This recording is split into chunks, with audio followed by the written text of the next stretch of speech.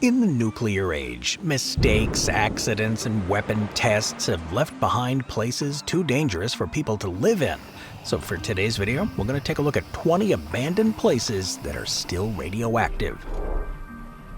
Starting with number 20, the Hanford site in Washington. The Hanford site in southeastern Washington state, it's one of the most contaminated places in the U.S., and it remains largely abandoned because of the radioactive waste that was left behind. Established in 1943 as part of the Manhattan Project, Hanford was chosen for its isolation, access to water from the Columbia River, and reliable electricity from the Grand Coulee Dam. Its mission was really simple, but it was secret: to produce plutonium for the U.S. nuclear weapons program. The site eventually expanded to cover over 500 square miles, and it housed 9 nuclear reactors, as well as a large processing facility. Plutonium from this location went into the bomb tested at Trinity in July of 1945 and the weapon dropped on Nagasaki in Japan. During the Cold War, Hanford continued producing plutonium at massive scales, which fueled the nuclear arms race with the Soviet Union. The production process of all this plutonium generated huge quantities of radioactive and chemical waste, much of which was stored in underground tanks. Today, over 50 million gallons of radioactive waste remain in these aging storage tanks, many of which are deteriorating. Cleanup efforts began in 1989 and they continue, making it one of the largest environmental remediation projects ever attempted in the U.S. Entire towns were built to support the facility, like White Bluffs, and Hanford itself was evacuated during the site's construction and never repopulated. The contamination here at Hanford includes plutonium, cesium, strontium, and other isotopes, as well as hazardous chemicals like chromium and carbon tetrachloride. Workers on cleanup projects follow strict safety protocols, and huge areas of the site remain closed. Once a hub of wartime urgency and Cold War secrecy, it is now a restricted zone that's dotted with decaying industrial buildings and waste storage facilities. Number 19. Mayak, the Chelyabinsk region in Russia. Deep in Russia's southern Ural Mountains, the Mayak Production Association, this is a major site of radioactive contamination, was built in the late 1940s as part of the Soviet Union's nuclear weapons program, and it was designed to produce plutonium on a large scale.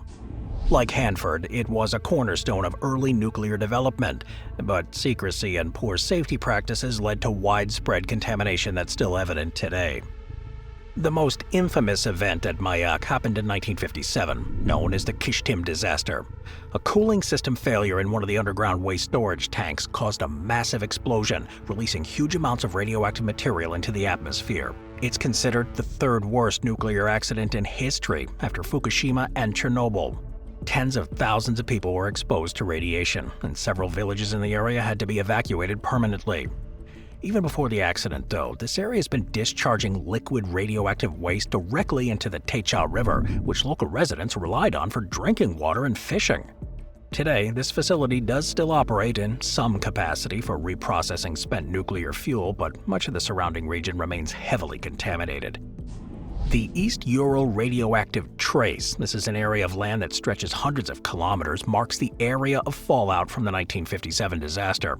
Large sections of this zone are abandoned and uninhabitable due to the contamination of the soil, the vegetation, and the groundwater.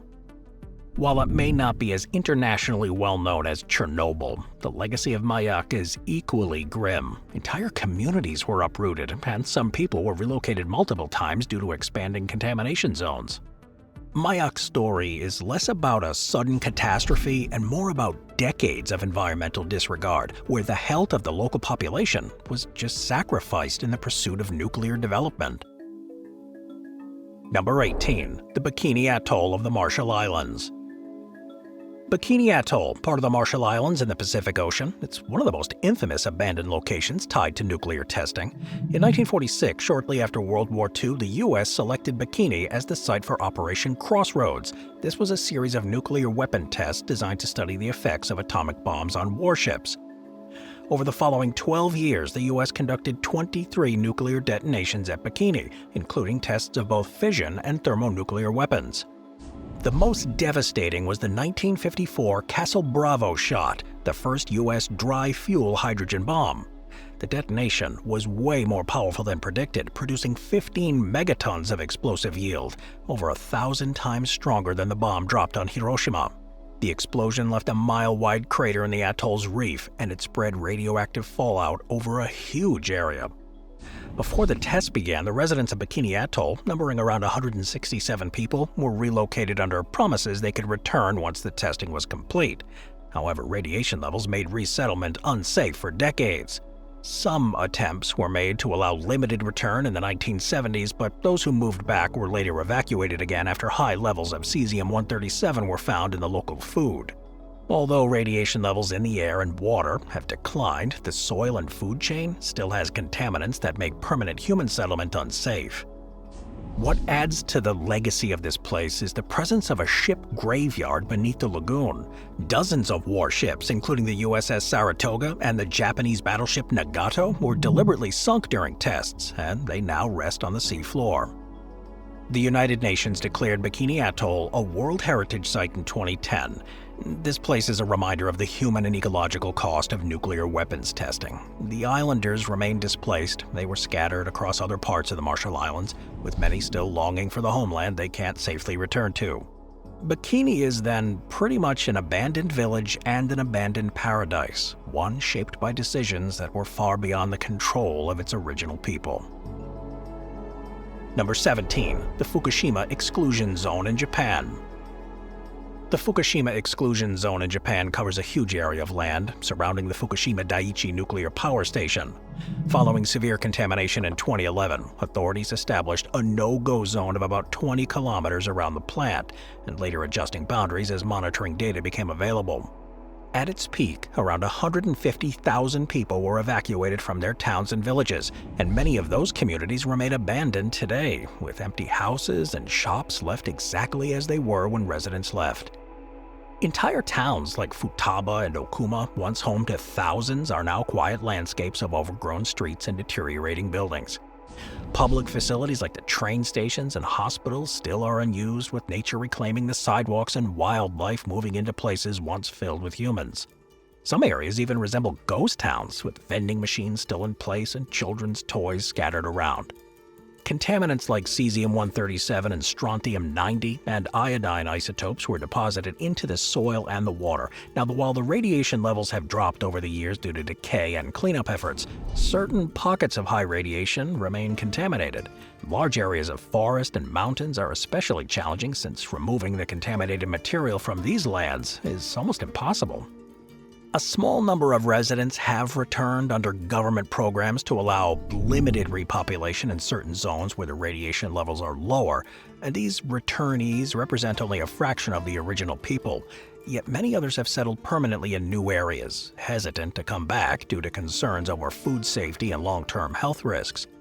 The exclusion zone today, though, is both a research site and a reminder of the long-lived nature of radioactive contamination. Photographers and journalists document the stillness of abandoned streets and the slow decay of modern infrastructure.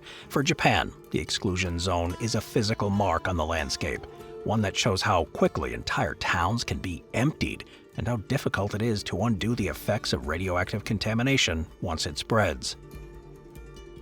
Number 16. The Semipalatinsk Test Site in Kazakhstan. On the steppes of northeastern Kazakhstan is the Semipalatinsk Test Site. It's also known as the Polygon.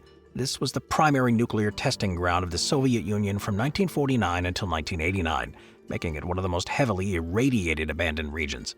It covers about 18,000 square kilometers, and it was the site of over 450 nuclear tests, including both atmospheric and underground detonations. The first Soviet atomic bomb was detonated here in 1949, marking the beginning of the arms race with the United States. The early tests, those conducted above ground, spread radioactive fallout across huge areas, which exposed local populations without their knowledge or consent. When the testing finally ceased in 1989, the Semipalatinsk region was left with widespread radioactive contamination. Soil and groundwater contain long-lived isotopes like cesium-137 and plutonium, which remain hazardous to both human and ecological health. The Soviet government originally kept the full scale of contamination secret. Of course it did, but after Kazakhstan gained independence in 1991, more information came to light. health studies showed increased rates of cancer, birth defects, and other illnesses among people living near the site. Unlike some abandoned radioactive zones that were cleared in a single event, the Semipalatinsk legacy is one of long-term exposure and gradual recognition of harm. Today, the area is largely empty, with guard posts, bunkers, and observation towers. Some limited scientific work continues with researchers studying effects and contamination strategies. This test site has since become emblematic of the environmental costs of nuclear weapons testing. Villages on the periphery still exist, but within the test zone itself, abandoned structures and radioactive landscapes remain untouched. While it no longer serves its original purpose, it's a monument to the nuclear age, one where radioactive contamination continues to dictate where people can and cannot live. Number 15. Sellafield, Cumbria, the United Kingdom. On the coast of northwest England is Sellafield. It's one of the most significant nuclear sites in Europe, and a place marked by abandonment in parts of its complex. Originally, it was constructed in the 1940s under the name Windscale. It was built to produce plutonium for the United Kingdom's nuclear program. Over time, Sellafield expanded into a big facility that housed reactors, fuel reprocessing plants, and waste storage areas. Its troubled history includes one of Britain's worst nuclear incidents, the Windscale fire of 1957. A fire broke out in one of the reactors used for production, releasing radioactive iodine into the atmosphere. Milk from surrounding farms was dumped for weeks to reduce exposure to local populations. Though the fire was eventually extinguished, the incident showed the risks of nuclear facilities and left contamination inside the damaged reactor building. For years, spent fuel from across the UK and abroad was processed here. This activity generated huge amounts of waste, some of which was discharged into the Irish Sea, raising international concerns about contamination. By the late 20th century, though, many of the original reactors are gone. The entire sections of the site now stand abandoned or sealed off, including the reactors built for early weapons production. Cleanup and decommissioning work here has become one of the largest engineering projects in Europe, projected to take over a century to fully complete. Hazardous areas like old waste silos, storage ponds, and contaminated buildings require constant monitoring and handling. The site, of course, is heavily restricted, and while some workers remain involved in the cleanup, the abandoned facilities are off-limits due to the lingering radiation. Large portions of the site are going to remain unsafe for habitation indefinitely. Though it was never a residential town, the abandoned buildings here earned it a place among the world's most significant radioactive sites, where human presence was permanently receded. Number 14. The Nevada Test Site in the U.S. Just 65 miles northwest of Las Vegas lies the Nevada Test Site, now called the Nevada National Security Site. Established in 1951, it became the main location for nuclear weapons testing in the U.S. during the Cold War. Over 4 decades, the site saw 928 nuclear tests, both atmospheric and underground. The results of all this were dramatic: craters, abandoned bunkers, test structures, and widespread radioactive contamination.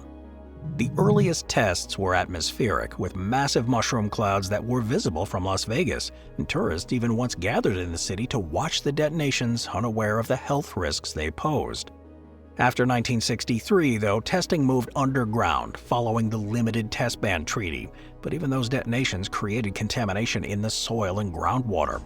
The Sedan crater, made by a 104-kiloton underground test in 1962, remains one of the largest man-made craters in the world.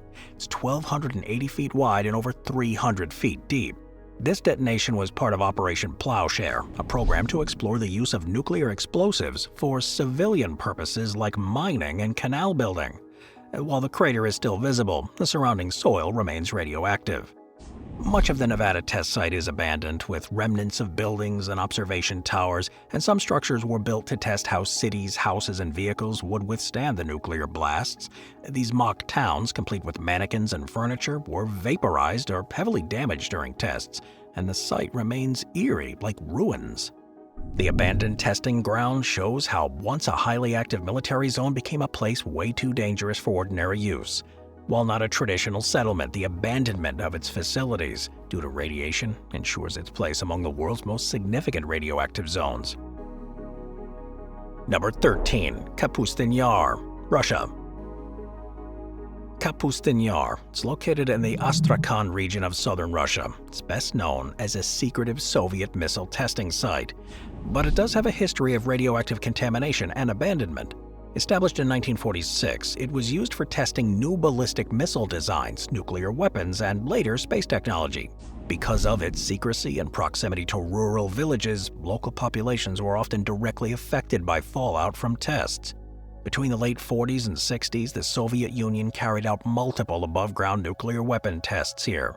They weren't as numerous as those at Semipalatinsk, but they were significant in scale. The blasts here spread radioactive fallout across the surrounding region. Long-term health studies have shown higher rates of illness, including cancers and genetic disorders, among the populations exposed to fallout from these tests.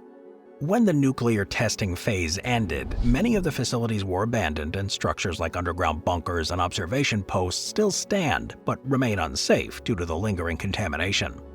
Over time, Kapustin Yar shifted focus to missile-related tests, becoming an important part of the Soviet and later Russian aerospace program. However, the contamination from earlier testing has never fully been remediated. Local villages affected by fallout during the mid-20th still bear the consequences, and some settlements were relocated or abandoned entirely.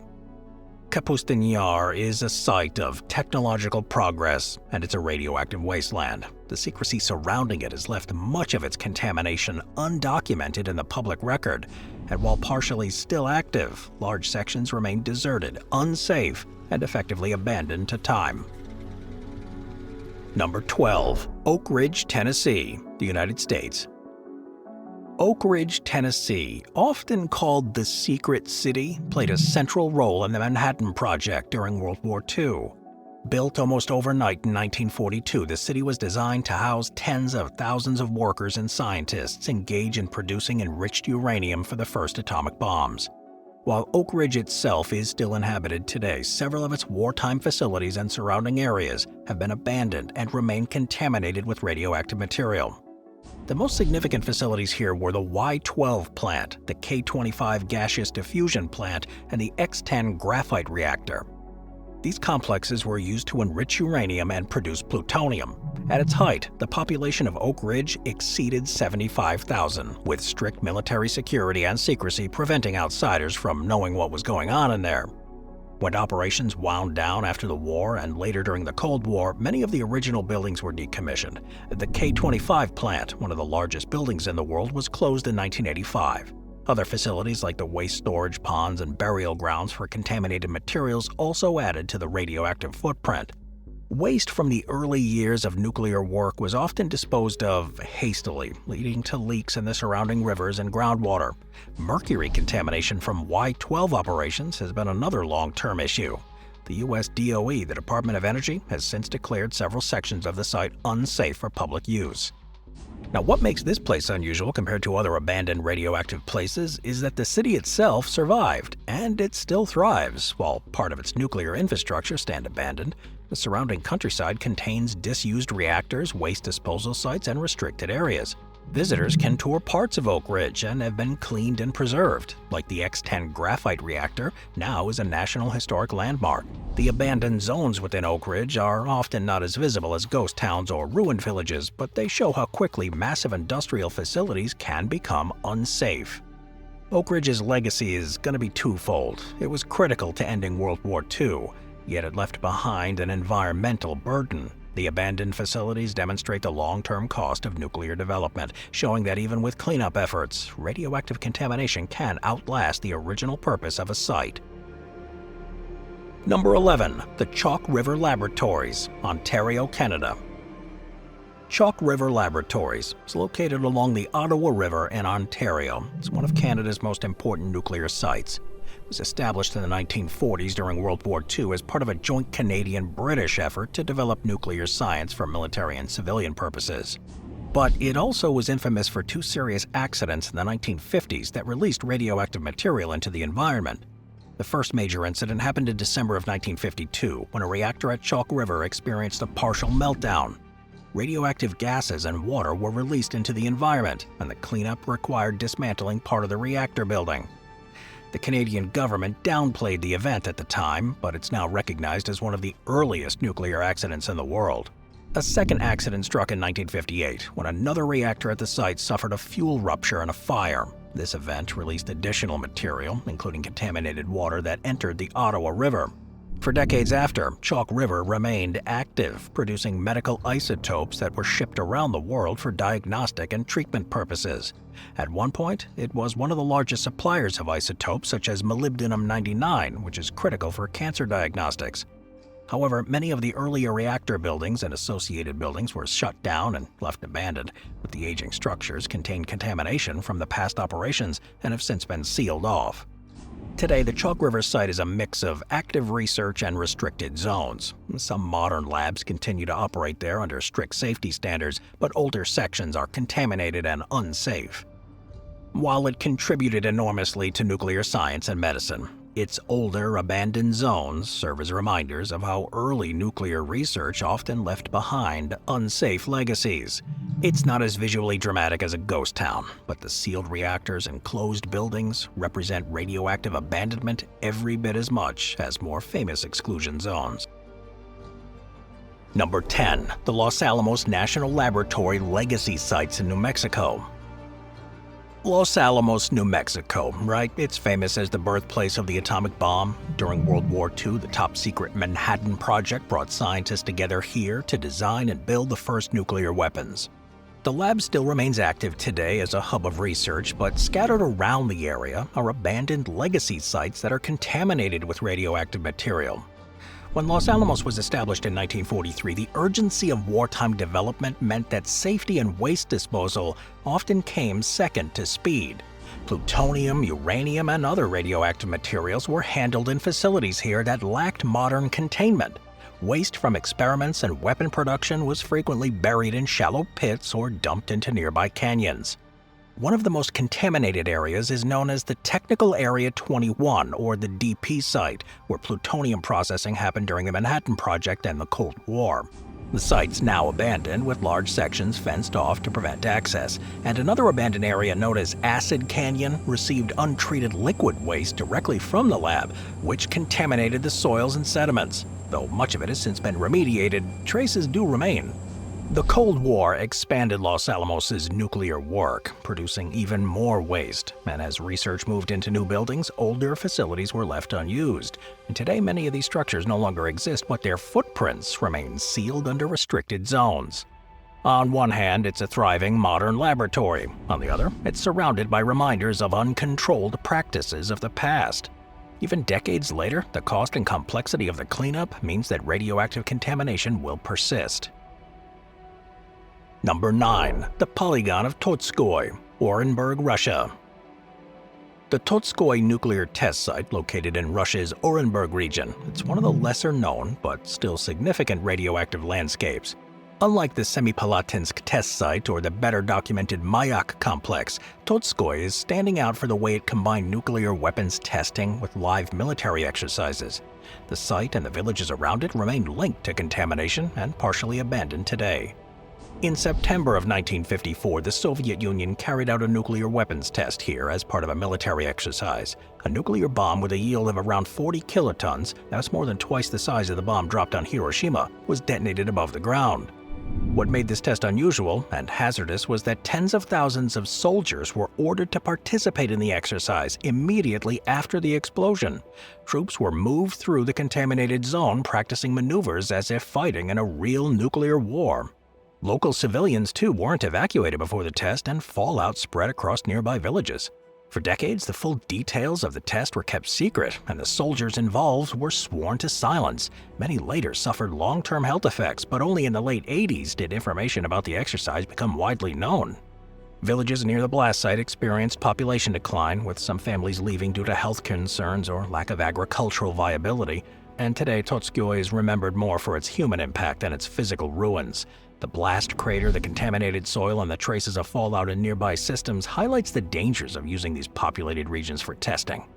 It reflects the mindset of the Cold War era, when governments were willing to use their own citizens and exercises to better understand the effects of nuclear weapons, and the secrecy surrounding the event meant that people lived for decades with little acknowledgement of the risks they faced. Though Tolstoy lacks the notoriety of Semipalatinsk or Chernobyl, it remains an important case study in radioactive abandonment. Number 8. French Polynesia nuclear test sites. In the South Pacific, way away from continental population centers, are two atolls that became the focus of French nuclear testing during the Cold War: Mururoa and Fangataufa. Between 1966 and 1996, France conducted 193 nuclear tests at these locations, first in the atmosphere and later underground. Today, though, both atolls contained abandoned facilities and contaminated land. When France started its nuclear program in the 1960s, it sought these remote sites outside of metropolitan France to minimize international scrutiny and the domestic opposition, of course. French Polynesia was selected, and those two sites were transformed into military zones. Airstrips, docks, bunkers, and observation towers were constructed to support the tests. Local islanders were relocated or restricted from entering certain areas, though the fallout spread well beyond the immediate test zones. Fallout reached inhabited parts of French Polynesia, which exposed local populations to radiation. Soldiers, technicians, and laborers also working on the atolls were exposed, often with inadequate protective measures.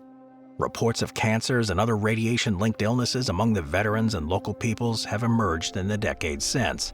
After 1974, tests shifted underground, with nuclear devices detonated beneath the coral atoll. While this did reduce atmospheric fallout, it created new problems. Underground blasts fractured the geological structure of the atolls, which raised concerns about leakage into the ocean. By 1996, international pressure and domestic protest forced France to halt the nuclear testing. Some equipment was dismantled, but the atoll remains marked by craters, collapsed sections, and restricted zones. Today it's uninhabited except for some limited French military presence involved in the monitoring. Former test infrastructure lies unused, slowly decaying. Local communities, though, continue to demand recognition and compensation for the health effects, while the environmental groups call for greater international oversight. Unlike other abandoned radioactive sites, which are often industrial or military landscapes, these two were islands with ecosystems and traditional uses that have been permanently altered. The abandonment is both physical, in the form of deserted military structures, and cultural, as the islanders lost their access to ancestral lands. Radioactive fallout reached communities across the Pacific, and underground detonations left the invisible risks beneath the atolls. Decades after the last test, the land remains unsafe, and the facilities remain abandoned, and the scars of nuclear development are still felt by people who never chose to be part of it. Number 7. Wittenoom, Western Australia. In the Southern Hemisphere, Wittenoom in Western Australia represents another kind of radioactive abandonment, not from nuclear weapons or reactors, but from mining asbestos contaminated with radioactive material. Though asbestos was the primary hazard, blue asbestos mined here in the mid-20th century also carried natural radioactive elements, including thorium and uranium, which compounded the risks. Wittenoom was established in the 1930s to support crocodolite or blue asbestos mining, which grew rapidly in the 1940s and 50s. At its peak, the town had several thousand residents, complete with schools, shops, and community facilities. The asbestos ore contained not only dangerous fibers, but also trace amounts of radioactive isotopes. Mining and milling here released both the asbestos dust and radioactive particles into the environment, which contaminated soil, tailing piles, and surrounding valleys. By the 1960s, health problems linked to asbestos exposure became undeniable. Workers and residents developed high rates of mesothelioma and other lung diseases. Although asbestos was the most visible killer, radioactive exposure from the ore contributed additional long-term risks. The mine did close in 1966, and over the following decades, the town declined as residents left. The Australian government officially de-gazetted Wittenoom as a town in 2007, removing it from official maps and cutting off basic services. Today, it's considered the most contaminated site in Australia. Entire neighborhoods are abandoned, with houses overtaken by sand and weeds. Visitors, of course, are discouraged, and the site remains uninhabited except for a handful of holdouts who refuse to leave. While it lacks the dramatic image of a nuclear crater or a ruined reactor, the ghostly streets and silent houses here are every bit as striking. Wittenoom shows how a radioactive abandonment is not limited to weapons or power plants. It can also come from careless extraction of naturally radioactive minerals that, once disturbed, leave behind a toxic legacy. Number 6. Palomares, Andalusia, Spain. The village of Palomares in Andalusia, in Spain, it's not abandoned in the way ghost towns or sealed exclusion zones are, but part of its landscape remained effectively deserted due to radioactive contamination from an accident that happened in 1966. This incident, involving a U.S. military aircraft, scattered plutonium across the countryside, leaving behind contaminated soil and abandoned plots of land. On January 17, 1966, a U.S. Air Force B-52 bomber carrying 4 hydrogen bombs collided with a refueling tanker mid-air over the Mediterranean coast of Spain. The collision caused the bomber to break apart, and the bombs fell near the fishing village of Palomares. 2 of the bombs' non-nuclear explosives detonated on impact with the ground, dispersing plutonium over a wide area. The radioactive dust settled on the farmland, the homes, and the fields around the village. American and Spanish authorities quickly launched a cleanup operation. Contaminated soil was scraped up and shipped to the United States for disposal, while some areas were plowed under in an attempt to dilute the contamination. However, those efforts were incomplete. Large amounts of radioactive soil were removed, and significant amounts of plutonium, though, remained in the environment, particularly in areas where dust had blown or seeped into deeper soil layers. While the village itself continued to be inhabited, specific plots of land were declared off-limits. Residents lived alongside these restricted zones, aware that sections of their farmland remained too contaminated for safe use. The incident also left a lasting political and cultural imprint. At the time, Spanish authorities downplayed the contamination, while U.S. officials emphasized that the hydrogen bomb warheads had not detonated. Nevertheless, the image of American military personnel in protective suits scraping soil from Spanish fields left a strong impression on the public. The cleanup became a symbol of Cold War risks reaching into everyday civilian life. Decades later, studies continued to detect residual plutonium in the soil. In 2015, the Spanish and U.S. governments reached an agreement to remove additional contaminated soil and ship it to a U.S. disposal site. But progress has been slow. The restricted areas remain fenced off and unused. The story of this one shows how accidents involving nuclear weapons can leave lasting environmental scars, even without a nuclear detonation. Plutonium does have a half-life of over 24,000 years, meaning the contaminated soils will remain hazardous for millennia, and while the scale is smaller than some other nuclear sites, this one shows how radioactive contamination can carve out uninhabitable pockets within an otherwise thriving community, creating these ghost landscapes where people still live just beyond the fence lines. Number 5. Goiânia, Brazil. The city of Goiânia in central Brazil became the site of one of the world's worst radiological accidents in 1987, leaving behind abandoned homes and contaminated land. Unlike nuclear test ranges or military facilities, the contamination came from a medical device, showing how radioactive material can create disaster even far from reactors or weapons programs. The event began when 2 men scavenged an abandoned cancer treatment clinic. The clinic contained a teletherapy machine with a highly radioactive cesium-137 source used for radiotherapy.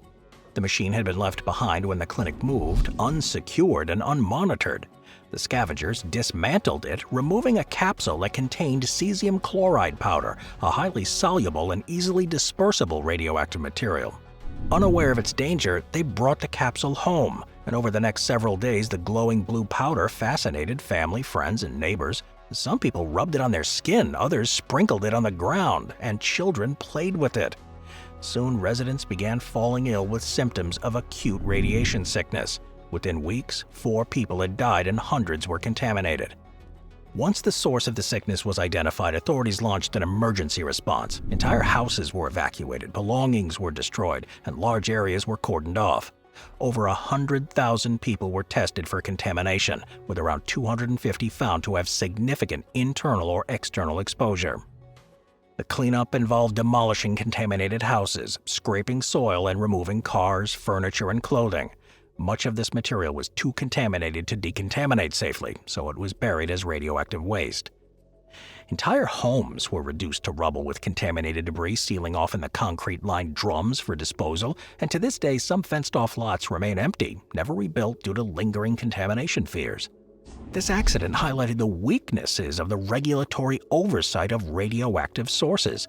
Unlike nuclear power plants or weapons sites, small-scale medical and industrial uses of radioactive material had received less attention. The fact that such a potent source was left unsecured in an abandoned clinic shows the risks of poor management. Today, the city is thriving, but parts of it remain marked by the incident. Radioactive waste generated during cleanup was buried at a disposal facility about 20 kilometers away. This city shows that radioactive abandonment can happen anywhere, not just where nuclear programs are concentrated. The abandoned homes, the empty lots, and the waste storage areas remain among the most unusual radioactive sites in the world, tied not to war or power generation, but to an accident involving a forgotten medical machine. Number 4. The Navajo Nation uranium mines in the southwestern U.S. Across the deserts and plateaus of the Navajo Nation, in parts of Arizona, New Mexico, and Utah, are hundreds of abandoned uranium mines and mills. These sites are radioactive remnants of the uranium boom of the mid-20th century, when mining companies extracted uranium ore for nuclear weapons and energy programs. Decades later, abandoned mine shafts, tailing piles, and contaminated water sources continue to affect Navajo communities. Uranium mining began on Navajo land in the 1940s, spurred on by U.S. government demand for nuclear material. Over the next several decades, more than 500 mines were opened across the Navajo Nation, and workers, many of them Navajo men, dug ore from shafts and open pits with little protection. Safety standards were pretty minimal, and companies often failed to inform workers of any risk. By the 1980s, the demand for uranium declined and most mines closed, leaving behind contaminated landscapes. Some tailings piles eroded into the streams, which contaminated drinking water, and homes were built from materials taken from mine sites, which further spread the exposure. The health consequences for the Navajo communities have been severe. Studies have shown elevated rates of lung cancer, kidney disease, and other illnesses linked to uranium exposure. Generations of families were affected as workers carried dust home on their clothing and children played near contaminated sites. Today, more than 500 abandoned mines are spread across the nation, many of them unmarked and unfenced. The EPA and the Navajo Nation authorities have identified many of the most hazardous, but cleanup is slow and expensive. Entire areas around the former mining towns are now dotted with abandoned structures and contaminated land. For example, near Church Rock, New Mexico, a 1979 dam failure released millions of gallons of radioactive slurry into the Puerco River, contaminating a huge region. The story of these mines isn't just about the industrial abandonment, it's about the environmental justice needed. Navajo communities bore the risks and health consequences of uranium mining without reaping its benefit. Today, the abandoned mines and contaminated land are reminders of that imbalance, a radioactive burden that was left behind for future generations. Number 3. Mailu Su, Kyrgyzstan. Mailu Su, a small city in southern Kyrgyzstan, is home to one of the most dangerous legacies in Central Asia. Unlike a high-profile nuclear accident zone, Mailu Su's contamination stems from uranium mining during the Soviet era. Uranium mining began here in the late 1940s when the Soviet Union sought raw materials for the nuclear weapons program. Over the next 2 decades, workers extracted and processed tens of thousands of tons of uranium ore. By the time the operation stopped in the 1960s, the area contained more than 20 tailings dumps and dozens of abandoned mine sites. The contamination around the area is widespread. Uranium decay products like radium-226 and thorium, as well as heavy metals, are here. Radiation levels in some areas exceed safety standards, and erosion from rainfall spreads the contamination downstream. One of the most serious risks, though, comes from landslides. The steep terrain around Mailu Su is prone to slope failure, and several tailings dumps are perched on the rivers and above the villages. In 1958, a landslide dumped thousands of cubic meters of radioactive waste into the river, spreading contamination downstream. International agencies like the World Bank and the European Bank for Reconstruction and Development have invested in stabilizing some of the most dangerous sites, but many risks remain. For residents, the abandoned mines and piles are a constant reminder of their radioactive past. Economic hardship has compounded the problem too, as many abandoned facilities remain unsecured and scavengers sometimes collect scrap metal from the contaminated sites. Today, Mailu Su is partially inhabited, but it's still scarred by the radioactive heritage. Large areas of land remain unused, effectively abandoned because of the contamination, and international assistance has helped to reduce the most immediate risks, but the long-lived nature of uranium decay products means that the problem will persist for centuries. Number 2. Papoose Lake and the Nevada Area 51 nuclear legacy. So while Area 51 is most often associated with secrecy and the UFO folklore, less attention is given to its genuine radioactive legacy. Situated next to Nevada National Security Site, formerly the Nevada Test Range, Area 51 and the surrounding desert, including Papoose Lake and Groom Lake, were deeply affected by decades of nuclear testing during the Cold War. Though Area 51 itself was primarily used for aircraft research, the broader testing grounds left behind contaminated soils and exclusion areas where radiation persists. From 1951 to 1992, the Nevada test site hosted 928 nuclear detonations. Many of these were atmospheric in the early years, which sent radioactive fallout. Later, underground testing left behind craters, collapsed tunnels, and contaminated aquifers. Papoose Lake, a dry lakebed south of Groom Lake, was never directly bombed, but the area around it absorbed fallout and shock from all nearby detonations. When testing ended in '92, numerous bunkers, tunnels, and facilities were sealed or abandoned, and radiation still lingers in underground areas. Some of those test cavities created by explosions, collapsing massive rock chambers, they're way too unstable and radioactive for reuse, which makes them permanently abandoned. The abandoned structures, too, in that part of Nevada, including the mock towns built to study how buildings would survive a nuclear blast, and many were destroyed or heavily damaged by the testing, while others were simply deserted once the program ended. And today, large areas around Papoose Lake and Groom Lake remain closed to the public, not only for secrecy, but because of the lingering contamination. The Nevada desert is thus scarred not by just mythology, but by genuine radioactive waste. Abandoned bunkers and restricted exclusion zones around Area 51 form a radioactive legacy, every bit as real as its reputation for secrecy. Number 1. The Chernobyl Exclusion Zone, Northern Ukraine. The Chernobyl Exclusion Zone, encompassing the abandoned city of Pripyat and surrounding towns and villages in northern Ukraine, remains the most infamous radioactive landscape in the world. Unlike other sites created through controlled testing or managed waste disposal, Chernobyl was the result of a catastrophic accident in April of 1986.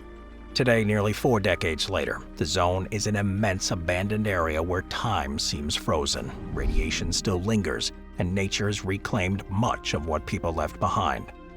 The disaster began in the early hours of April 26, 1986, at reactor number 4 of the Chernobyl nuclear power plant. During a late-night safety test, a series of errors combined with design flaws triggered a sudden surge of power. This caused a massive steam explosion, blowing the roof off the reactor and exposing the reactor core to the atmosphere. A fire burned for days, spewing radioactive materials high into the air. The explosion released huge amounts of isotopes like iodine-131, cesium-137, and strontium-90, contaminating much of Ukraine, Belarus, Russia, and parts of Europe. Pripyat, which was a purpose-built city for the plant's workers and their families, was located just 3 kilometers away. Home to nearly 50,000 people, it was a model Soviet city with modern apartment blocks, schools, hospitals, and shops. Evacuation orders didn't come until the afternoon of April 27th, more than 36 hours after the explosion. When they finally arrived, buses lined the streets and residents were told they would be gone for only a few days. Most left with just a suitcase or a few belongings, leaving behind homes, clothes, furniture, and personal items. They never returned, and within a short time, Pripyat and dozens of surrounding villages were empty. The Soviet authorities quickly established the Chernobyl exclusion zone, initially a 30-kilometer radius around the plant, later expanded in some areas to account for the contamination patterns. Entire areas were uprooted and relocated, creating ghost towns where everyday life had once flourished. Over 100,000 people were permanently displaced. To contain the destroyed reactor, engineers had to construct a massive concrete structure known as the sarcophagus. Built quickly in 1986, it was designed to encase the remains of Reactor 4 and prevent further release of radioactive material. Over time, the structure deteriorated, and in 2016 it was covered by an even larger steel structure called the New Safe Confinement, designed to last at least a century. Inside, the wreckage of the reactor and thousands of tons of radioactive debris remain. But radioactive levels in the exclusion zone have decreased significantly since 1986, both through radioactive decay and natural weathering. In many areas, radiation levels are low enough for short-term visits, and tourism has developed under controlled conditions. Visitors are carefully monitored, restricted to certain paths, and required to follow strict safety rules. Yet radiation hotspots still remain, where contamination in soil or debris is still dangerously high. For the communities displaced, though, the abandonment was deeply personal. Entire towns like Kopachi, once just a short distance from the reactor, were bulldozed and buried to reduce the contamination, leaving only a scattering of markers where homes once stood. Residents were relocated into new settlements, but many really never fully adjusted, mourning the loss of their homes, farms, and communities. Some elderly residents, known as the self-settlers, eventually returned illegally to their villages within the zone, preferring to live out their lives in familiar surroundings despite the risk. Chernobyl is unique among the abandoned radioactive places for the scale of the disruption. While other sites like Hanford or Mayak involved contamination in relatively isolated industrial zones, Chernobyl forced the abandonment of entire communities with tens of thousands of people. Unlike test ranges or waste dumps, it wasn't planned. It was a sudden disaster that left cities frozen in time. Today, the Chernobyl exclusion zone is both a monument and a warning. It's a monument to the workers and communities uprooted by the disaster, and to the engineers who risked their lives to contain it. It's a warning, too, of the dangers inherent in complex technology, especially when safety is compromised. Nearly 4 decades on, the zone is one of the most powerful reminders of the nuclear age. It's not just an abandoned place, it's an abandoned world, a city, villages, and farmlands left behind in haste.